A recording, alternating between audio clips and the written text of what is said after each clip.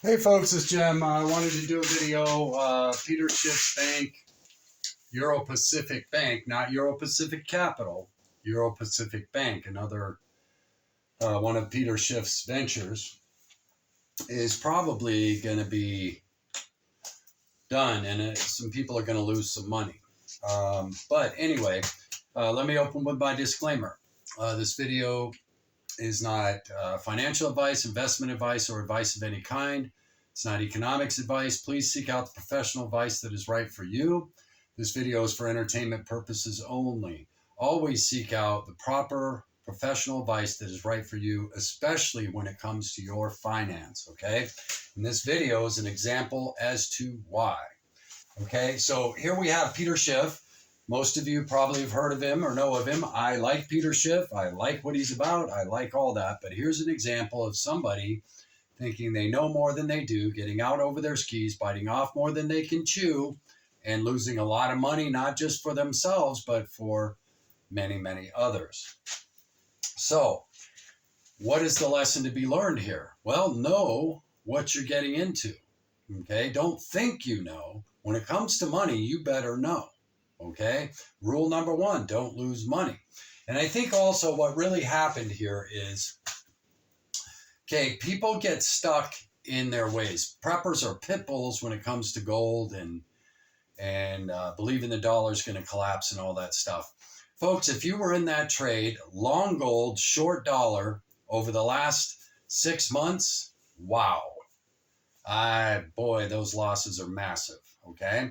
And I just listened to a guy who's a pretty smart investor last night talk about how he's bent over and taking it hard right now because he won't change his thinking. He is trapped in the box of one trade, one thought process, one belief. When it comes to finance, we have to be flowing like water. We have to be able to change as it comes, right?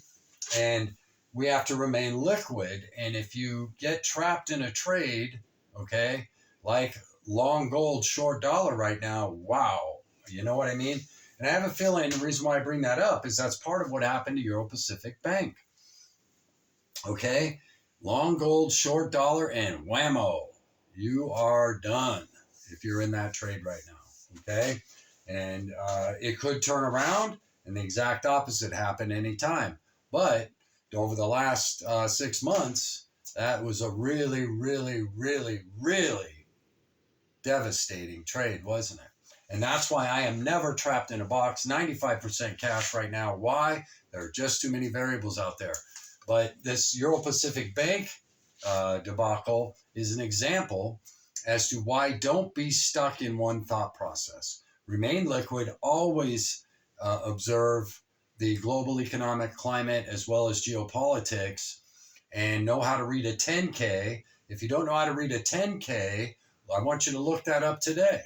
If you don't do anything else, look up what a 10K is, find out what a 10K is, and then learn how to read one. And when you can do that, you will be an okay investor. When you get really good at it and can forecast, you'll be very good, okay? And that's a lot of how I know what to do, okay?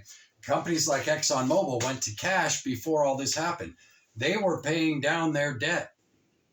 ExxonMobil, yes, was paying down its debt all through COVID. Did you know that? That was a sign to me that something was coming, that they already knew. And trust me, those financiers in ExxonMobil, pretty smart. They say don't bet against the Fed. Don't bet against people who know finance like that either. In fact, you better pay attention to what they're doing, okay? So the financiers of ExxonMobil knew to pay down debt while everybody else was taking advantage of free money. You following me here? So that's another strategy of knowing how and what is coming by studying these true financiers who know global economics, finance, and have inside information sometimes about what might be coming, okay? But anyway, back to the Euro Pacific Bank debacle. Don't worry about Peter Schiff. He's worth over $100 million still. He's fine. This was a little blip in his investment career. He just got out over his skis, thought he knew more than he did, and just got burned. That's all. Okay? Not a big deal. Happens to all investors. He can afford to lose that money. That's not a big deal to Peter Schiff. I give Peter Schiff credit for getting me into gold and silver long, long ago. I appreciate Peter Schiff. I respect Peter Schiff, and I support Peter Schiff's message. I just don't agree with getting your money outside of the U.S., and this is the reason why. One judge can make a decision, and you've lost your money. Okay? At least here you have an FDIC protection if you're under $100,000, right? So, know and be aware of that. And I also, picking your banks are a big deal. I have one bank that I keep a lot of money at, and the reason why is it is so liquid, it's ridiculous. They never even come close to being illiquid. And the board of trustees, they run that bank the old school way, okay? And that's why I'm there, all right? And it's a huge bank. And it is always liquid. They don't make the big profits that a lot of other banks make, but they also don't have the risk, and they're always solvent and always will be solvent because of that, okay? So during these times of tightening, they'll probably make money, okay? And what happens when we tighten? Money supply shrinks, dollars go up because there's more demand for dollars, right? And that's why being long gold, short dollar leads to disastrous outcomes such as we see with Euro Pacific Bank. I have a feeling that's part of what went on there also, and why it's upside down and illiquid, holding on like a dog with a bone, unable to let go of your belief to be long gold, short dollar. Okay? When the exact opposite trade is what's winning right now. Who's in cash? That's right. Okay, and believe me, I have gold and I have silver. But am I so stuck in that ideal that I cannot be, liquid within myself to change with the times, the geopolitics, right? Okay. And this is what happens. And so don't get ever stuck into anything. Finance doesn't work that way. Be first in and first out. Make money. Pigs get slaughtered, right? I've shared that before. Know how to read that 10K. And if you don't, again, look it up today. Know and understand it. Start studying it. That's how you know. When you can master 10Ks and you can follow a company, you can tell how it's going for that company and know whether to hold it or dump it, okay? And oftentimes, you may know this before many others. You may see the signs, as I can do now. I can read a 10K and say, wait a minute, I don't like that. Especially if I'm getting information that the reason that that's happening is out of control of the company. Now, if they're purposely doing it for tax purposes, different story. But if it's out of control of the company and it's just happening, I can sometimes 6 months to a year predict and put a short on a company that I once owned because I can read a 10K. Okay? Now, that's your financial lesson for today. Okay? Know and understand 10Ks. That's how you become a decent investor. If you want to be really good, master them. Okay? And know how to scan news, media, and all that, and find out what's going on with any company you're involved with, any sector, anything, right? So here we have a great investor, Peter Schiff, who a lot of us give a lot of credit for sounding alarms many times and, getting us into gold and silver, sound currency, or sound money, I should say, and all of that, and raising the alarm about the dollar. But even someone as good as that can get stuck in their thoughts, in one track mind, and get burned big time. And again, one last message.